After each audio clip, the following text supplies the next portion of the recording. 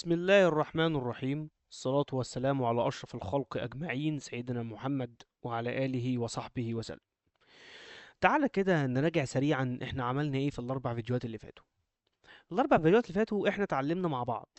في أول فيديو اتفقنا إن أنا لو عندي سويتش جديد مش عاوز أي حد معدي كده يحط كابل الكونسول فيه يشغله، فعملنا باسورد على الكونسول.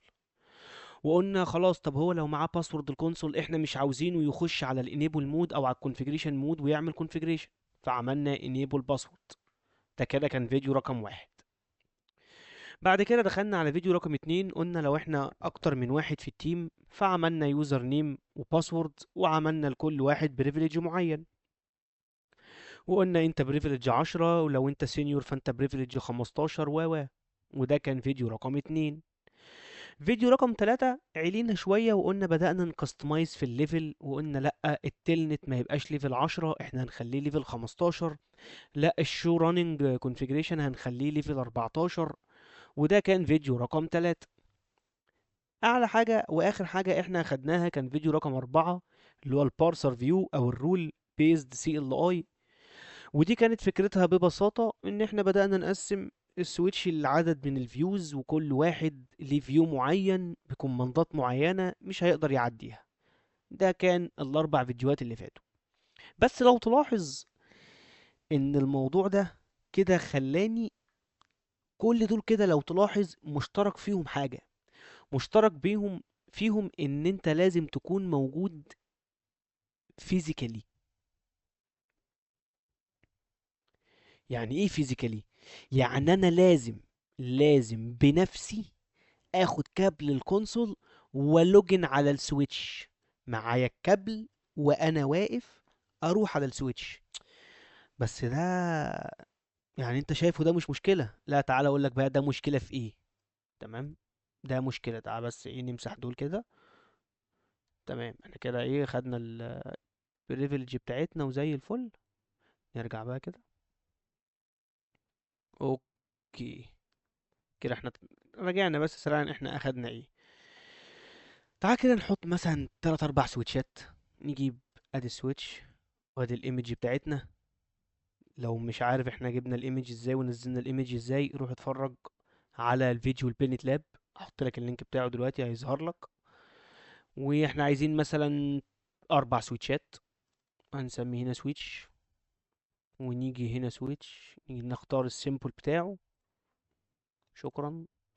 ومثلا 8 ايثرنت، 8 بورت. اوكي، بص هيتحطوا على طول مرة واحدة. تعالى بس كده ايه نتخيل مع بعض تخيل لطيف. اتفقنا مع بعض في فيديو البينت لاب ان انت لازم يكون الجهاز مطفي عشان تعرف توصله. تمام تمام. نوصل ده هنا، ده هنا. انا عندي نتورك يا عم بالشكل ده، نتورك معينة بالشكل ده. طيب احنا قلنا ان انا كنت لازم اروح فيزيكالي بنفسي احط كابل الكونسول هنا واعمل الكونفيجريشن، وكذلك هنا وكذلك هنا. ايه المشكلة؟ اقول لك انا ايه المشكلة. مثلا دول 5 مباني مختلفين، وانا بقى ابقى انا واقف هنا يقول لي يا هندسة الحق الانترفيس اللي هنا دي وقعت، اروح للمبنى ده واروح اشوف الانترفيس. طب انت شايف ان الموضوع سهل عشان دول مثلا يعني دول في نفس الاريا في نفس المكان. طب افرض ده في الزقازيق ويا عم ده في بني سويف، هتركب من الزقازيق تنزل رمسيس تاخد قطر بني سويف؟ لا، صح؟ مش منطقي. هنا بقى جت فكرة جميلة جدا، فكرة احنا بقينا عايشين بيها وعايشين عليها اصلا حاليا. ايه هي الفكرة دي؟ فكرة الريموت لوجن. الريموت لوجن او الريموت اكسس. ايه الريموت لوجن وايه الريموت اكسس؟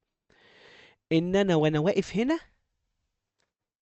انط على السويتش ده اخش اشتغل عليه، وانا واقف هنا اقدر اللوجن على السويتش ده واخش عليه، وانا واقف هنا اقدر اللوجن على سويتش في اي حته في الدنيا طالما في اريا النتورك بتاعتي عندي في النتورك، ولوجن عليه. دي احسن، صح؟ ما هو دي احسن، بدل ما تنزل عند مسجد الفتح تشوف ميكروباص بني سويف فين، تروح راكب من بني سويف تروح الزقازيق، ما اكيد دي احسن. تمام. وعندما نذكر الريموت لوجن والريموت اكسس يجي في بالك حاجتين اتنين ملهمش تالت: التلنت والاس اس اتش، تيلي كوميونيكيشن نتورك سكيور تشيل.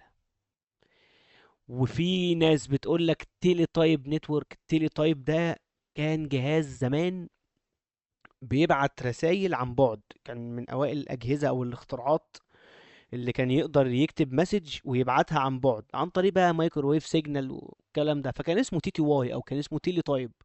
ففي ناس بتقول ان التلنت هو الوريث الوحيد للتيلي تايب، بس هو اختصار تيلي كوميونيكيشن نتورك، والاس اس اتش اختصار لسكيور تشيل. اكيد واضح جدا ان ده سكيور وده مش سكيور. دي مش مشكلتنا، لان انا هوريك بعينك يعني ايه سكيور ويعني ايه مش سكيور. تمام. تعال نرجع لموضوعنا. كده احنا اتفقنا على الريموت لوجن، وهو ده اللي هنتكلم عليه: التلنت والاس اس اتش.